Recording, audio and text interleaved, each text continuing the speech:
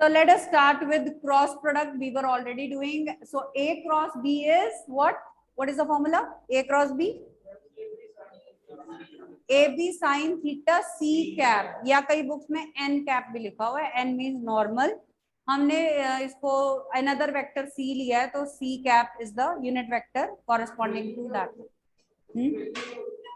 Value unit vector है, magnitude तो 1 नहीं होगा. डायरेक्शन उसकी वही normal to the plane containing two vectors. ठीक है. So I told you some examples. Torque is equal to F cross R cross F. So you can't change the order. You can't write F cross R. You have to write R cross F like here. Okay. Write one numerical problem. Calculate the एक minute, वो बाद में ही कर सकते हो, पहले हम इसको स्टडी कर लें जरा. Let us calculate I cross I. Formula लगाते हैं. A B साइन थीटा क्या होगा, दोनों में सेम वेक्टर्स है, 0 डिग्री. और इनके परपेंडिकुलर यूनिट वेक्टर जे कैप भी हो सकता है, के कैप भी हो सकता है, जो मर्जी लगा लें. J cap is also perpendicular to both the vectors and K cap वो इररेलेवेंट है क्योंकि साइन 0 0 आ जाएगा. So I cross I, note down, that is 0. I cross I will be 0. Same way J cross J will be 0. K cross K will be 0. So you mind it that cross product of a vector with itself will also give you 0. Always give you 0. ठीक है. तो ऐसे ही A cross A कोई भी vector है, चाहे unit vector है या नहीं है, तब भी उसका क्रॉस प्रोडक्ट 0 ही है. Let us calculate I cross J now.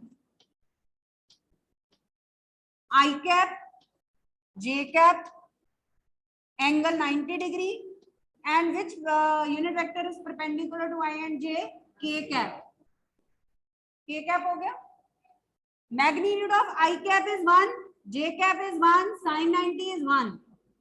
तो आपका I cross J क्या आ गया? K cap. I cross J will be K cap. Noted down. ठीक है. तो अगर आप ऑर्डर में चलोगे, I cross J, J cross K, K cross I, ये पॉजिटिव आएगा आपका, और जो बच गया वो आएगा आंसर. तो IJ हो गया JK. J cross K will be I cap and K cross I will be J cap. ये वैल्यूज होगी. सिमिलरली आप कर सकते हो इसको. I cross J is K cap, J cross K is I cap, K cross I is J cap. But if we reverse the order, as I told you that cross product is anti-commutative. We can't change the order. If we change the order, negative sign आ जाएगा. So if we reverse them, J cross I would be minus K cap. K cross J would be minus I cap. And I cross K would be minus J cap. Fine. So these values we are going to use while finding the cross product of two vectors when they are given in vector form. Negative क्यों होगा वो करते हैं. Main property of cross product is that cross product is always anti-commutative. Cross product of two vectors is anti-commutative. That is, A cross B will be minus B cross A. If we change the order, negative sign will be introduced. Let us prove that.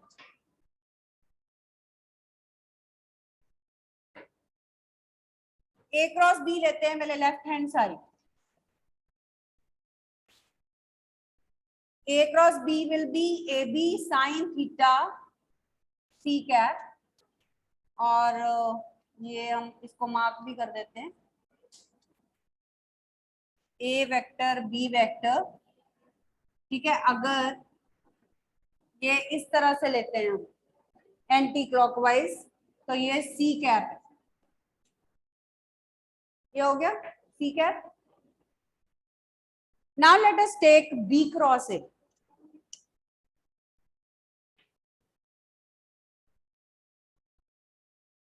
B cross A, it will be BA sin theta. अब ये ऐसे BA, ठीक है, अब ये ऐसे angle, तो ये आपकी डायरेक्शन ये हो गई. तो let us say that vector is D cap, उसको कोई अलग सिंबल दे देती, ठीक है.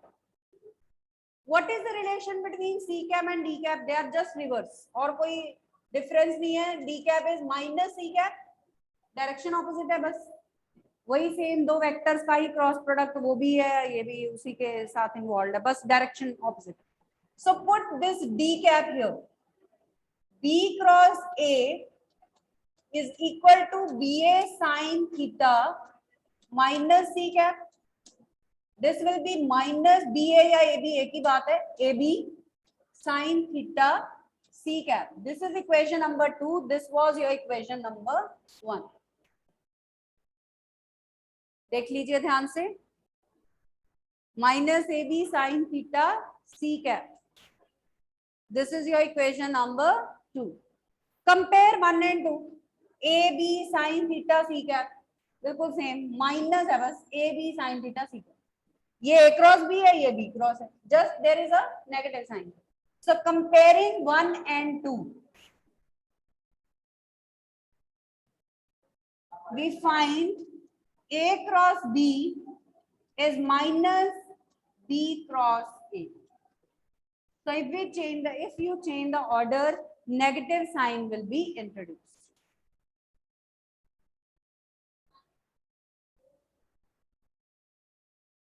तो नेगेटिव साइन आ जाए.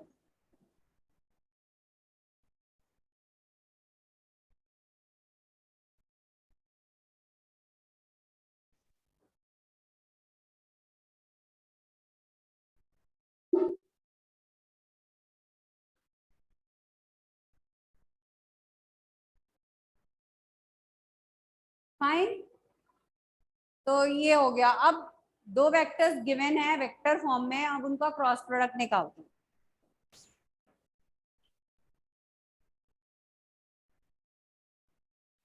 Let us say vector A is AX I cap, AY J cap, AZ K cap, and vector B is also given in the vector form with the components BX, BY and BZ. We want to find their cross product, तो cross लगा देते हैं. Vector A cross vector B. AX I cap, AY J cap, AZ K cap, BX I cap, BY J cap, BZ K cap. ठीक है. अब फिर से multiply करेंगे, there will be 9 terms. Again the way of writing the terms will be writing the magnitude separately and then I cross I, ऐसे. तो जब vectors को मल्टीप्लाई करोगे बीच में क्रॉस डालते जाना.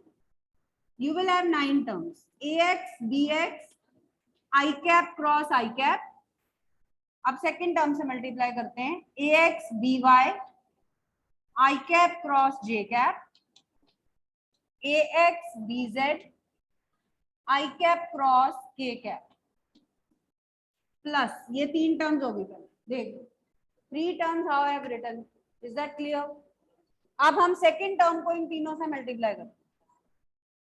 AY, BX, J cross I, AY, BY, J cross J, AY, BZ, J cross K, plus AZ, BX, K cross I, AZ, BY, K cross J, plus AZ, bz k cross k. Have a look at all the 9 terms.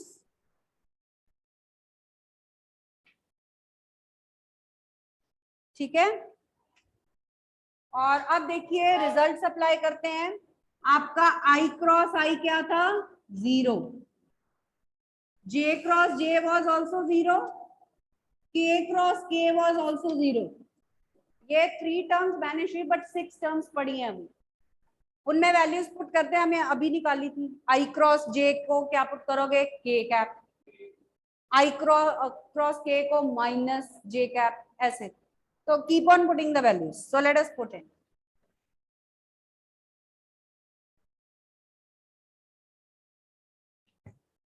So that comes out to be ax by k cap. ये minus हो जाएगा, मैं पहले mark लगा रही हूँ। Minus ax bz j cap, j i उल्टा हो गया ना, ये भी माइनस आ जाएगा। ay bx k cap, j k ये पॉजिटिव है।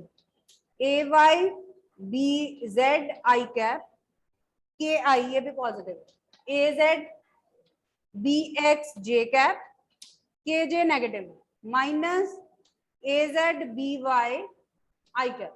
6 टर्म्स आ गई। 2 terms containing i cap, 2 terms containing j cap, 2 terms containing k cap. ठीक है, तो पहले हम i कैप वाली टर्म्स देखते हैं, ये और ये। इसको पहले लिख लेते हैं, i कैप कॉमन लेते हैं। ay bz minus az by i cap. ठीक है, सेकेंड टर्म में से माइनस कॉमन लेते हैं, माइनस j कॉमन लेंगे। तो माइनस j वाली टर्म हम पहले लिख लेते हैं, ये वाली। ax bz और ये minus az bx j cap. अब फिर से k कॉमन ले लेते हैं, k कैप वाली। ax by minus ay bx। अब आप तो कहोगे ये तो बहुत ही मुश्किल सा फॉर्मूला आ गया, इसको थोड़ी हम लर्न कर सकते हैं। How will you learn this? तो इसको लर्न करना भी नहीं है, ये अगर आपको सॉल्व करने के लिए आए इट्स ओके, ठीक है। हम डिटर्मिनेंट मेथड से सॉल्व करें, that is much easy. So we will find the cross product of 2 vectors with the help of determinant method. ठीक है, वो देखो क्या है। तो ये रिजल्ट आपने लर्न नहीं करना, इसको रहने दो, but you should know how to solve. ठीक है, अब इन्हीं वेक्टर्स का हम डिटर्मिनेंट बनाते हैं।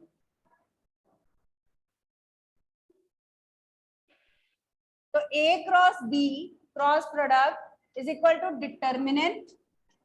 First row will contain the vectors ijk, second row will contain the components of first vector,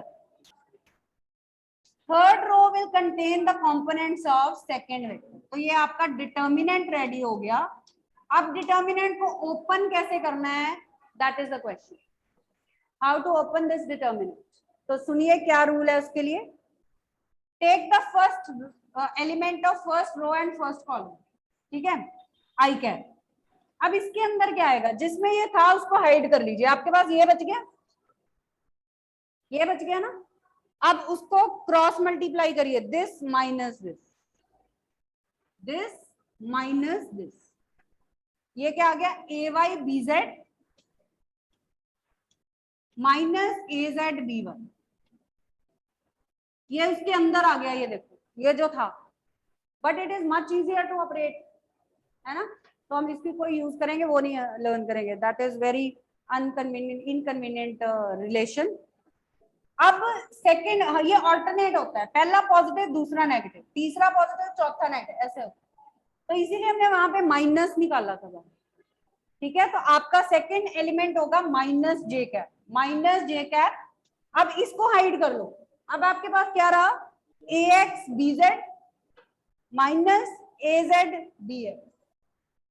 जिसमें ये जे है उसको हाइड कर लो, वो वाली रो नहीं लेनी उस टाइम पे। उसके अंदर ऐसे माइनस ऐसे, so that is ax bz minus az bx। ये देखो सेम आ रहा है उसके अंदर। अब next term again positive plus के कैप, अब इसको हाइड कर लीजिए, you will be having ax by minus ay bx, अब इनको मल्टीप्लाई कर दो, ठीक है, ax by minus ay bx. So this is how you can find cross product of two vectors very convenient. बस ये आपका आंसर आ जाएगा, आई जे के साथ में आएंगे तो ये एक वेक्टर होगा, ठीक है. Now it won't be a scalar, it will be a vector. So that's why cross product is also called vector product. Is that fine? Now what is the importance of cross product? हम क्यों निकालते हैं cross product? उसका पहली तो यही है इसकी application. First application is to find, to check the parallelism of two vectors. First advantage or application of cross product is to find parallelism of two vectors, whether two vectors are parallel to each other or not. वो कब होगा? If their cross product is 0. That means AB sin theta C cap is 0.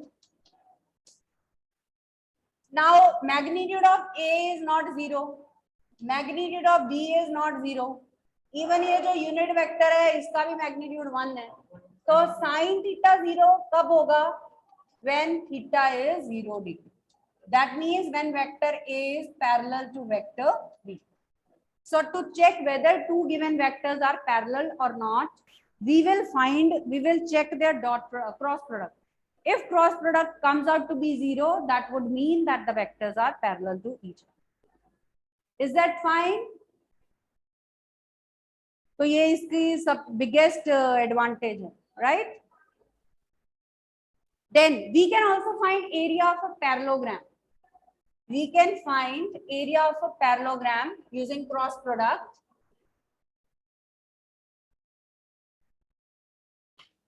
Area of parallelogram if adjacent sides are given. Area of parallelogram would be A cross B magnitude. पहले A cross B निकाला, उसका कुछ वो vector आ गया, उसका magnitude निकाला, तो वो आपको एरिया ऑफ पैरेललोग्राम देगा where A and B are adjacent sides of the parallel. ठीक है. Third is area of a triangle also we can find.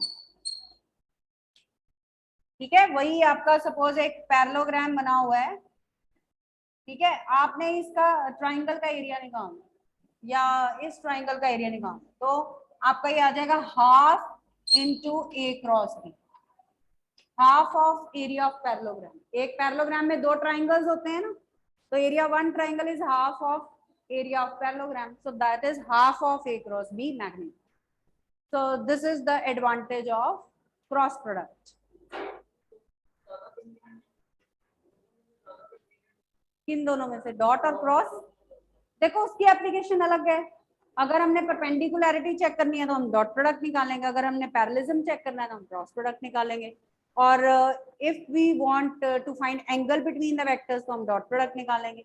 ये नॉर्मल, हम उसमें नहीं फंसना चाहते उस केस में, वो बिल्कुल स्ट्रेट फॉरवर्ड है, A dot B is A B cos theta. तो अलग अलग एप्लीकेशन है. एरिया ऑफ पैरेललोग्राम है तो उसको डॉट प्रोडक्ट में एक्सप्रेस नहीं कर पाएंगे, तब हम यही यूज कर लेंगे. ठीक है. Now let us do a numerical problem. How to solve actually.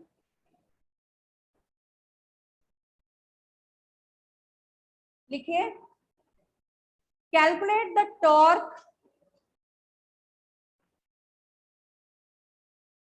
produced by a force.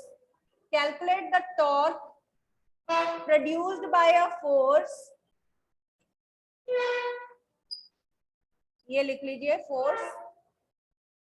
Calculate the torque produced by a force equal to 2i cap minus 3j cap plus 4k cap that produces a displacement of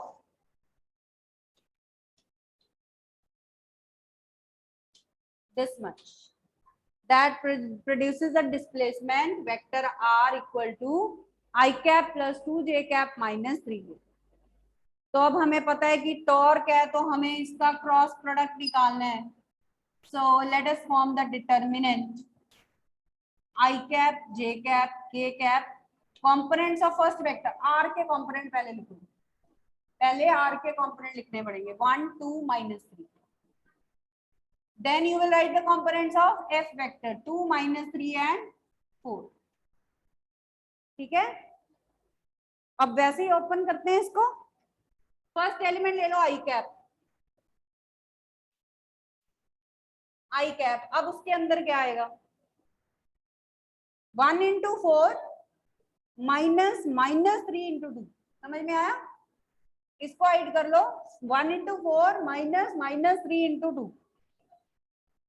1 into 4 minus minus 3 into 2। हाँ, इसके में आई को छुपाना है ना, आई वाले को छुपाओ। 2 into 4 minus minus 3 minus 2 into 4 minus minus 3 into minus 3।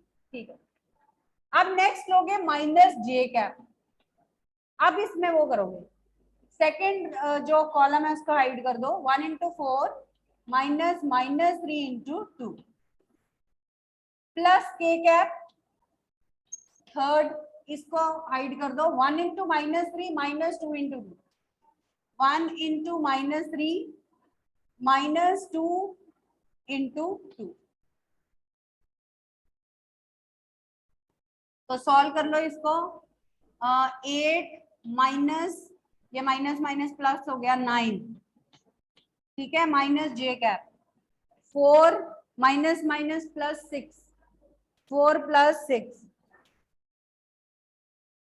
ठीक है, ऐसे लिखते तो अगले स्टेप में कर लो, कोई जल्दी नहीं है। प्लस के cap minus 3 minus 4, so your torque is minus i cap minus 10 j cap minus 7 k. ये एक वेक्टर आ गया, तो देखो आपके पास एक वेक्टर आ रहा है। सो माइनस क्या कह रहे हो, what are you saying, minus i cap minus 10 j cap minus 7 k, ये आपकी टॉर्क आ गई। और अगर ये 0 0 0 आता जे आई जे के साथ, तो इसका मतलब वो जीरो वेक्टर होता है, तो इसका मतलब ए और बी पैरेलल होते हैं। अगर आपका एग्जैक्टली 0 आता तो दैट वुड मीन कि vectors are parallel to each other. ठीक है, this way you can do numerical problem. So I think today I can send you the assignment of vectors, ठीक है, only of vectors। अब आज आप ये assignment try कर सकते हो, प्रोडक्ट भी कर लिया, एडिशन सब्ट्रैक्शन हो गई सारी, तो अब आप कर सकते हो।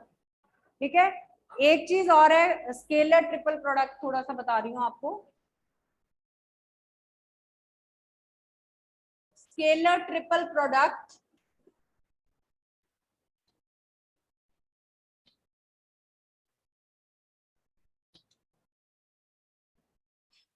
Scalar triple product A dot B cross C जैसे। तो अगर ये आपको निकालना हो, क्रॉस भी है डॉट भी है इसमें, तो पहले आप क्रॉस प्रोडक्ट ये ब्रैकेट सॉल्व कर लो, एक वेक्टर आ जाएगा, फिर उन दोनों का डॉट निकालो लाइक दिस, तो ये भी एक स्केलर आएगा, आंसर आपका एक नंबर आएगा। So that's why it is called triple product. तो है ये 3 वेक्टर्स का प्रोडक्ट है, but answer will be scalar. ठीक है, और डॉट और क्रॉस को इंटरचेंज भी कर सकते हैं हम, तब भी सॉल्व हो जाएगा। And what is the application of triple product, it gives us area of parallelopiped. जैसे एक स्केलर ट्रिपल प्रोडक्ट से 3 वेक्टर्स हैं जो पैरेललोपाइड बना रहे हैं, क्यूबॉइड टाइप्स, पैरेललोपाइड का एरिया निकालने के लिए हम स्केलर ट्रिपल प्रोडक्ट यूज कर सकते हैं। Area of parallelopiped it gives us.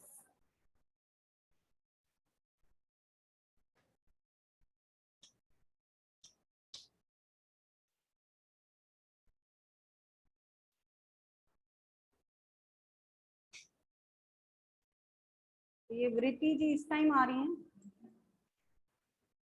Any topic, any doubt from today's topic? Yes.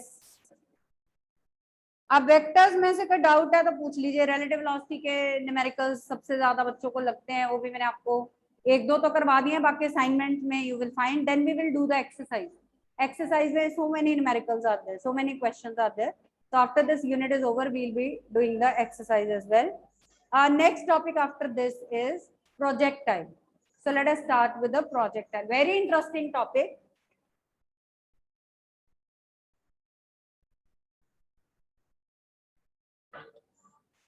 Projectile.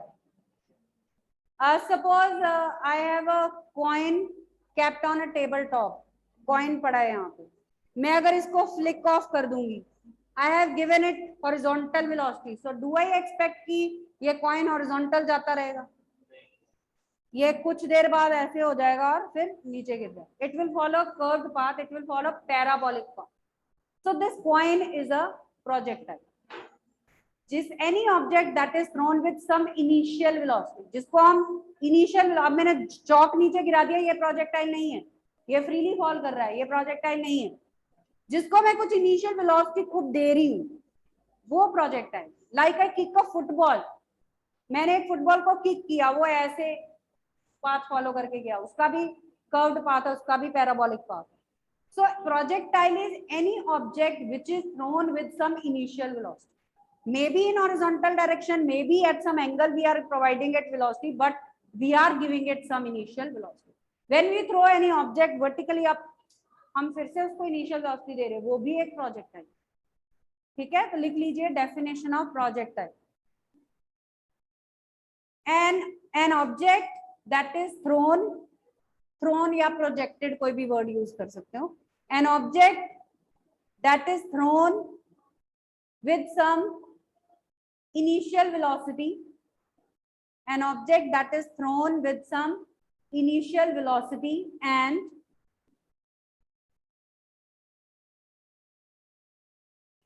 that follows a curved path, parabolic path, and that follows always a curved path,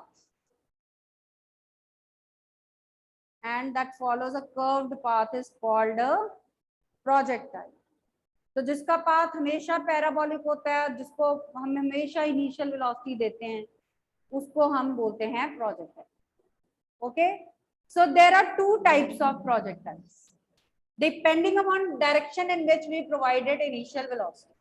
horizontal projectile, as I told you, a coin flicked off from a table top, horizontal projectile. ठीक है, coin का example लिख सकते हो आप यहाँ पे. जैसे ये टेबल था ग्राउंड से किसी हाइट पे, तो आपने इसको इनिशियल वेलोसिटी दी और ये ऐसे फॉल की. सो this is a horizontal projectile. ठीक है, oblique projectile. Second type is oblique projectile. That is fired, that is projected at certain angle, that is called oblique project. जो किसी एंगल पे प्रोजेक्ट कर लो, लाइक अ किक्ड फुटबॉल. ठीक है, जैसे कि एक फुटबॉल किक किया हूं, तो ये एक ऑब्लीक प्रोजेक्ट है. ठीक है, ये हो गए दो एग्जांपल. तो उसका बाद भी पैराबोलिक है, इसका तो फुल पैराबोला बन गया. Alright, so let us discuss first projectile. पहले हॉरिजॉन्टल करते हैं डिस्कस. Horizontal projectile. अब प्रोजेक्टाइल के केस में कुछ की टर्म्स हैं, की टर्म्स जो आपको पता होनी चाहिए.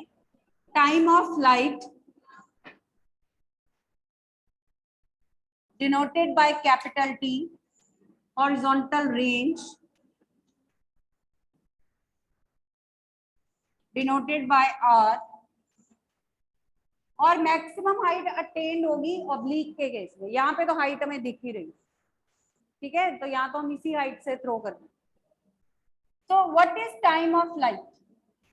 Time taken by the projectile to complete the journey. मतलब टोटल टाइम उसका प्रोजेक्ट करने से लेके ग्राउंड को हिट करने तक जो टोटल टाइम उसने लिया है, means time for which the projectile remains in the air, that is called time of flight. लिखिए डेफिनेशन इसकी. time for which the projectile remains in the air. Time for which the projectile remains in the air.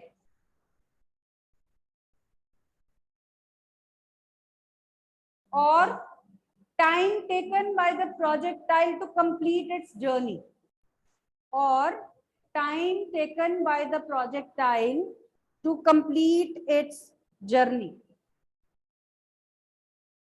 Time taken by the projectile to complete its journey.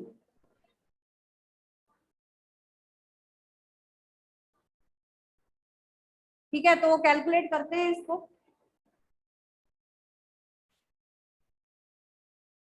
First of all, let us prove that the trajectory of projectile is parabolic. एक question लिखिए. Show that trajectory of projectile is parabolic. Parabolic means curve and trajectory means its path. Trajectory means shape of the path followed. तो इसका जो path है वो curved होता है, parabolic होता है. We are going to prove that. So let us take a point here during the journey of projectile having both the components, x component, y component. Let us take any point during the journey of this projectile.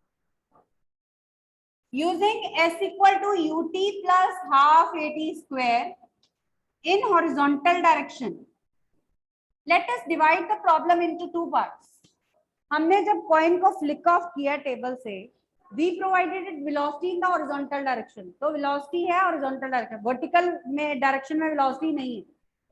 So we will take velocity 0 in vertical direction. And what about gravity? Acceleration due to gravity. वो horizontal में act कर रही थी vertical में? वो vertical में. तो हम horizontal direction में acceleration 0 लेंगे, vertical direction में velocity 0. So we'll divide it into two parts. Actually, projectile motion is the combination of two motions, horizontal and vertical. हमने horizontal velocity दी और gravity vertical act कर रही है, तो horizontal vertical के combined effect के अंदर ये curved path follow कर. So only that thing we are going to do. So what is the horizontal distance? X. ठीक है, और u है horizontal direction में, और time किसी भी instant पे हमने लिया t ले लो. Acceleration is 0 in the horizontal direction. Gravity will act in the vertical direction. तो यहाँ से t आ गया आपका x by u. Now let's apply the same equation in vertical direction now.